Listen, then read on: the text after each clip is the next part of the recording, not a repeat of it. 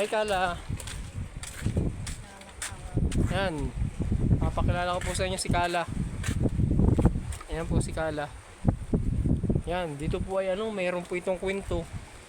No, ako po ay bata pa. Yan. Tulungkit ka sa ulo ni Kala. Yan po.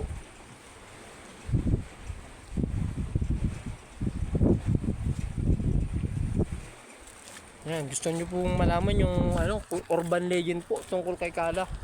Ito po ay hindi ko alam kung totoo o gawa-gawa lang naman naging yung mga tambay dun nung nakaraan nung mga nagiinuman po dun sa sabing doon ako po bata pa. Kami po yung naglalaro. Meron pong isang grupo nagiinuman po mga may edad na po. Nagkikwentuhan po sila about yan po kay Kala. Ito po ay urban legends lang nakwentuhan, hindi ko po alam kung totoo.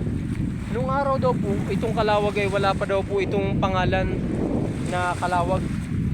Meron daw po ditong nahuling isang napakalaking pawikan.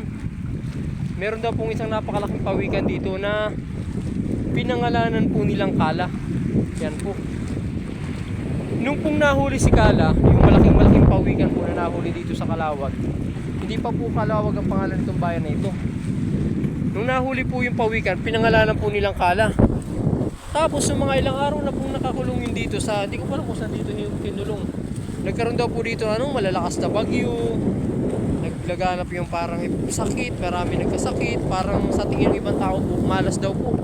Ay di marami pong nagdesisyon na parang patayin na lang daw po yung pawikan, yung Kala po, si Kala nga po. Ay di nung marami na pong tao nagkakalibungunan na, maraming nagsasabi na patayin si Kala.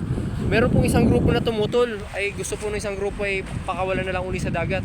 Ang sagot naman po ng isang grupo, wag, habang lumalapit papalapit, tumatakbo po yung isang grupo at papatayin na nga daw po. Maraming nagsasabi na patayin si Kala, nagsisigawan. Ay yung kabilang grupo po tumatakbo, nasigaw naman po ng sabay-sabay na wag. Ay di yun, parang naisip po nung naging na nila yung Kala, tapos pinag yung wag, kaya po yun po ang naging ang baduy po. Pero yun po yung kwento-kwento lang po yun. Kaya po pala tinawag itong Kalawag na Kalawag. Hindi ko pa alam kung totoo yun na. Narinig ko lang din po yun ay. Kaya sige po.